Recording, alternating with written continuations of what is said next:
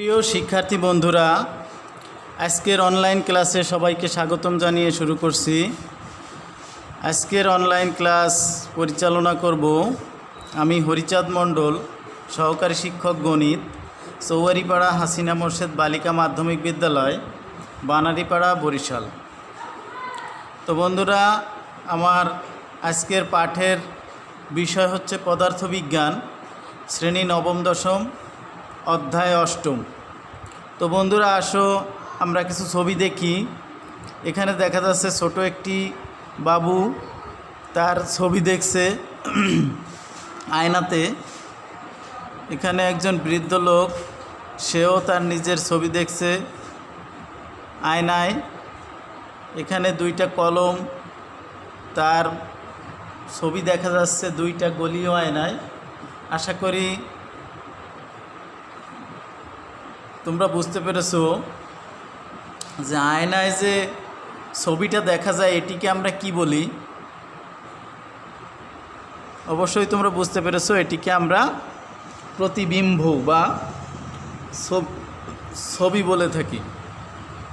তো পাঠ শিরোনাম, অর্থাৎ আমার আজকের পাঠের শিরোনাম হচ্ছে প্রতিবিম্ব ও দর্পণে বস্তুর প্রতিবিম্ব। কিভাবে দর্পণে বস্তুর প্রতিবিম্ব তৈরি হয় সেটি সম্পর্কে আমরা আজকে আলোচনা করব।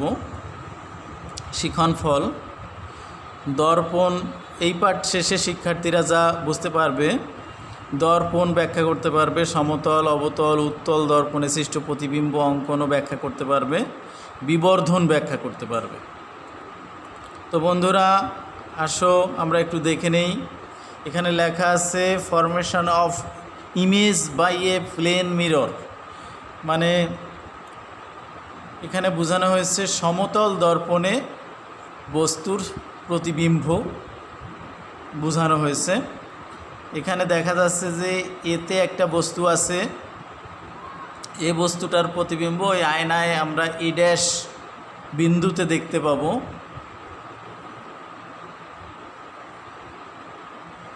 এটা হচ্ছে দর্পণ হিসাবে, দর্পণের সামনে যদি প্রতিবিম্ব তৈরি হয় সেটাকে আমরা বাস্তব প্রতিবিম্ব বলি, আর যদি দর্পণের পিছনে প্রতিবিম্ব তৈরি হয় আমরা সেটাকে অবাস্তব প্রতিবিম্ব বলে থাকি।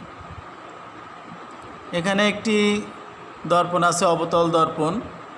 তোমরা পূর্বের ক্লাসে উত্তল দর্পণ, অবতল দর্পণ সম্পর্কে জেনেছো। আজকে আমরা দর্পণে প্রতিবিম্ব তৈরিটা আমরা দেখব। তো বস্তুটা দর্পণের সামনে আছে, অবজেক্ট যেখানে আছে সেখানে বস্তুটা আছে। এদিকে ইমেজ লোকেশন যেটা বলছে ওটা হচ্ছে বস্তুর প্রতিবিম্বর অবস্থিতি। তো এদিক থেকে আমরা দেখব যেখানে আই চিহ্নিত করা আছে, এই আইয়ের এখান থেকে আমরা এই বস্তুটাকে দেখলে আমরা এইখানে বস্তুটাকে দেখতে পাবো। তাহলে দর্পণ, এই হচ্ছে দর্পণ, এই দর্পণের সামনে বস্তুটার প্রতিবিম্ব তৈরি হয়েছে, তাহলে এটাকে আমরা বলবো বাস্তব প্রতিবিম্ব। তো এই ধরনের প্রতিবিম্বকে বলা হবে বাস্তব প্রতিবিম্ব। তাহলে বন্ধুরা, আমরা বুঝতে পারলাম দর্পণের সামনে যদি প্রতিবিম্ব তৈরি হয় সেটাকে বলে বাস্তব প্রতিবিম্ব, আর দর্পণের পিছনে প্রতিবিম্ব তৈরি হলে সেটাকে আমরা বলি অবাস্তব প্রতিবিম্ব। তো বাস্তব ও অবাস্তব প্রতিবিম্বের মধ্যে কিছুটা পার্থক্য আছে, আমরা পার্থক্যগুলো একটু দেখে নেই। বাস্তব প্রতিবিম্ব, অবাস্তব বিম্ব। কোনো বস্তু থেকে নিঃসৃত আলোক রশ্মিগুচ্ছ প্রতিফলন বা প্রতিসরণের পর দ্বিতীয় কোনো বিন্দুতে প্রকৃতপক্ষে মিলিত হয়, তাহলে ওই দ্বিতীয় বিন্দুটিকে প্রথম বিন্দুর বাস্তব প্রতিবিম্ব বলা হয়। আর কোনো বিন্দু থেকে নিঃসৃত আলোক রশ্মিগুচ্ছ প্রতিফলন বা প্রতিসরণের পর দ্বিতীয় কোনো বিন্দু থেকে অপসারিত হচ্ছে বলে মনে হয়, তাহলে ওই দ্বিতীয় বিন্দুটিকে আমরা প্রথম বিন্দুর অবাস্তব বিম্ব বলে থাকি। প্রতিফলিত বা প্রতিসরিত রশ্মিগুলোর প্রকৃত মিলনের ফলে বাস্তব বিম্ব গঠিত হয়। বাস্তব বিম্বের ক্ষেত্রে প্রতিফলিত বা প্রতিসরিত রশ্মিগুচ্ছ প্রকৃত মিলন হয় না। চোখে দেখা যায় এবং পর্দায়ও ফেলা যায় বাস্তব বিম্ব, চোখে দেখা যায় কিন্তু পর্দায় ফেলা যায় না। অবাস্তব প্রতিবিম্ব পর্দায় ফেলা যায় না। অবতল দর্পণ, উত্তল লেন্সে, অবতল দর্পণ এবং উত্তল লেন্সে বাস্তব প্রতিবিম্ব গঠিত হয়। সব রকম দর্পণ এবং লেন্সে গঠিত হয় অবাস্তব প্রতিবিম্ব। তো মূল বিষয়টা আমাদেরকে একটু জেনে রাখতে হবে যে দর্পণের সামনে যদি প্রতিবিম্ব গঠিত হয় সেটিকে আমরা বাস্তব প্রতিবিম্ব বলবো, আর দর্পণের পিছনে যদি প্রতিবিম্ব গঠিত হয় সেটিকে আমরা অবাস্তব প্রতিবিম্ব বলবো। তো বন্ধুরা, আমরা পরবর্তী অংশে চলে যাই। সমতল দর্পণে সৃষ্টবিন্দু লক্ষ্যবস্তুর প্রতিবিম্ব। তো এখানে একটি সমতল দর্পণ দেওয়া আছে। সমতল দর্পণে ও একটি বিন্দু, ওই ও বিন্দুতে একটি বিন্দু লক্ষ্যবস্তু আছে। তো ওই বিন্দু লক্ষ্যবস্তুটিকে আমরা আই প্রতিফলন এবং প্রতিসরণের পর আমরা আই বিন্দুতে ও বস্তুর প্রতিবিম্ব দেখতে পাবো। তো এখানে সমতল দর্পণে দর্পণ থেকে বস্তু যত দূরে থাকে বিম্ব তত দূরে গঠিত হয়, অর্থাৎ এই দর্পণ থেকে বস্তুর দূরত্ব হচ্ছে ওটি এবং প্রতিবিম্বের দূরত্ব হচ্ছে টিআই। তাহলে ও বস্তুর যে প্রতিবিম্ব সেটা আমরা আই বিন্দুতে দেখতে পাবো। তো বন্ধুরা, অবতল দর্পণের লক্ষ্যবস্তুর বিভিন্ন অবস্থানে বিম্ব গঠন, এগুলো আমরা দর্পণে বস্তুর রশ্মিচিত্র অঙ্কনের জন্য কিছু নিয়মাবলী আছে। তো আমরা জানি যে কেন্দ্র থেকে আপতিত রশ্মি কেন্দ্র বরাবর ফিরে আসে এবং প্রধান অক্ষ বরাবর আপতিত রশ্মি প্রধান অক্ষ বরাবর ফিরে আসে। প্রধান অক্ষের সমান্তরালে আপতিত রশ্মি ফোকাস থেকে যায়। বন্ধুরা, তোমরা তোমাদের বইতে যে রশ্মিচিত্র অঙ্কনের যে নিয়মাবলী আছে সেখানে দেখলে তোমরা দেখতে পারবে যে রশ্মিচিত্র কীভাবে আঁকে। এখানে অসীম বিন্দুতে অর্থাৎ অসীম সংখ্যক দূরত্বে যদি লক্ষ্যবস্তু থাকে তাহলে অসীম থেকে কেন্দ্রে আপতিত রশ্মি অর্থাৎ সি বরাবর আপতিত রশ্মি ওই কেন্দ্র বরাবরই ফিরে যাবে এবং মেরুবিন্দু বরাবর আপতিত রশ্মি ফোকাস তল বরাবর চলে যাবে। এভাবে অসীমে অবস্থিত বস্তুর লক্ষ্যবস্তুর প্রতিবিম্ব ফোকাসের উপরে দেখা যাবে, অর্থাৎ ফোকাস বিন্দুতে এসে মিলিত হবে। তাহলে ফোকাস তল বরাবর বস্তুটির একটি লক্ষ্যবস্তু প্রতিবিম্ব দেখা যাবে। তাহলে বস্তুর অবস্থান হবে মানে প্রতিবিম্বের অবস্থান হবে ফোকাস তলে, প্রতিবিম্বের প্রকৃতি হবে বাস্তব ও উল্টো এবং আকৃতি হবে অত্যন্ত খর্বিত। খর্বিত কথার অর্থ হচ্ছে লক্ষ্যবস্তু থেকে অনেক ছোট। এই ধরনের লক্ষ্যবস্তুকে প্রতিবিম্বকে আমরা খর্বিত প্রতিবিম্ব বলবো।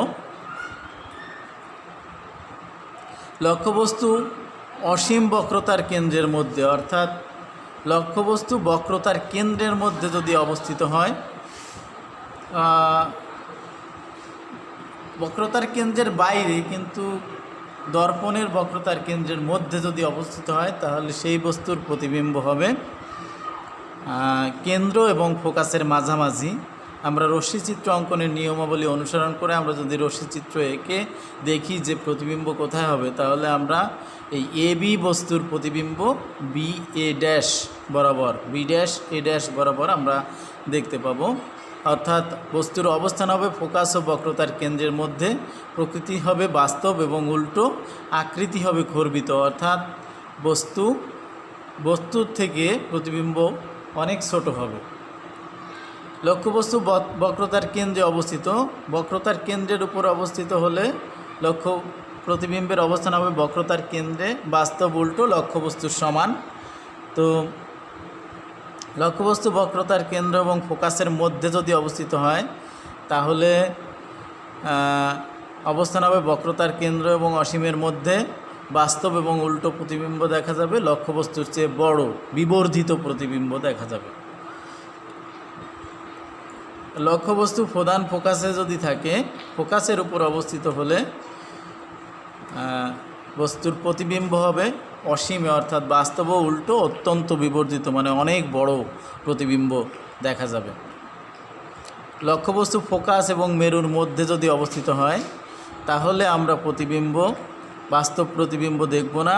ওই প্রতিবিম্বকে পিছনের দিকে বর্ধিত করলে যে সবুজ যে অংশটা দেখা যাচ্ছে ওই দিক বরাবর এখানে এই সবুজ অংশ বরাবর এখানে বস্তুটার প্রতিবিম্ব আমরা দেখতে পাবো।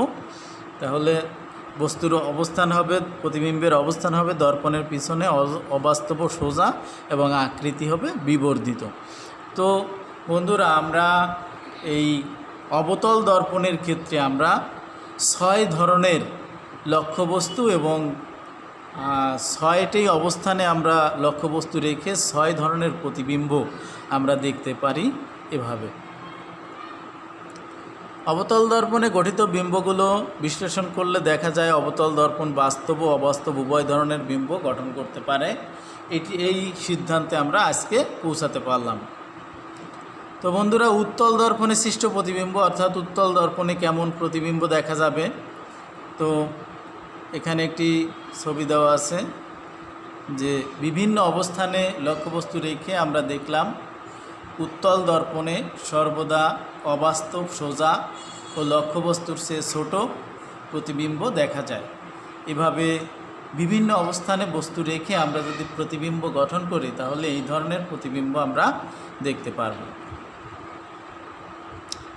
দলীয় কাজ দিয়েছি বন্ধুরা, দলীয় কাজ করার যদিও এখানে সুযোগ নেই, তবুও তোমরা নিজেরা বাসায় বসে বসে চেষ্টা করবে অবতল দর্পণ বাস্তব এবং অবাস্তব উভয় ধরনের বিম্ব গঠন করে চিত্রের মাধ্যমে দেখাও। উত্তল দর্পণ সর্বদা অবাস্তব সোজা ও লক্ষ্যবস্তুর চেয়ে ছোট বিম্ব গঠন করে চিত্র এঁকে দেখাও। তো বন্ধুরা, তোমরা পূর্বের যে আলোচনা সেটা যদি বুঝতে পারো এবং রষ্টিচিত্র অঙ্কনের যে নিয়মাবলী আমি বলেছি ওই নিয়মগুলো যদি তোমরা বই থেকে ভালো করে দেখে নিয়ে রশ্মিচিত্র অঙ্কনের মাধ্যমে যদি এই ছবিগুলো আঁকার চেষ্টা করো, চিত্র আঁকার চেষ্টা করো, তাহলে তোমরা অবশ্যই সফল হবে, এটি আমি বুঝতে পারছি। তো বন্ধুরা, মূল্যায়ন তোমাদের একটু মূল্যায়ন করে নিই যে তোমরা কতদূর আজকে শিখতে পারলে বা বুঝতে পারলে। প্রতিবিম্ব কাকে বলে, বাস্তব প্রতিবিম্ব কাকে বলে, কোন দর্পণে বাস্তব ও অবাস্তব প্রতিবিম্ব, কোন দর্পণে বাস্তব ও অবাস্তব প্রতিবিম্ব গঠিত হয়, কোন দর্পণকে অপসারী দর্পণ বলে, সমতল দর্পণ বাস্তব না অবাস্তব প্রতিবিম্ব গঠন করে। তো বন্ধুরা, এই প্রশ্নগুলো তোমরা যদি পূর্বের আলোচনা ভালো করে বুঝো তাইলে এগুলো অবশ্যই পারবে। যদি তারপরেও তোমাদের একটু সমস্যা হয় তাহলে বই থেকে বইয়ের হেল্প তোমরা নিতে পারো, বই থেকে পড়লে অবশ্যই তোমরা বুঝতে পারবে। তো বন্ধুরা, বাড়ির কাজ আমি এখানে 2টা বাড়ির কাজ দিয়েছি, একটি 2টা সৃজনশীল এখানে আছে, একটি ছবি দিয়েছি, এই ছবির আলোকে এই প্রশ্নগুলোর উত্তর দিতে হবে। অবতল দর্পণ কাকে বলে, বাস্তব প্রতিবিম্বের ব্যাখ্যা দাও, লক্ষ্যবস্তু সি বিন্দুতে স্থাপন করে প্রতিবিম্ব অঙ্কন করে বিবর্ধন নির্ণয় করো, সি এফ এর মধ্যে স্থাপন করে এফ বিন্দুতে রাখলে গঠিত প্রতিবিম্বের অবস্থান প্রকৃতি এবং আকৃতি রশ্মিচিত্রের সাহায্যে ব্যাখ্যা করো। এখানে আরেকটি সৃজনশীল প্রশ্ন দেওয়া আছে, এই সৃজনশীলের উত্তরও তোমরা বাসায় বসে চেষ্টা করবে এই আশাবাদ রাখছি। তো সবাইকে ধন্যবাদ জানিয়ে আজকের মতো অনলাইন ক্লাস এই পর্যন্ত সমাপ্ত করছি। সবাইকে ধন্যবাদ।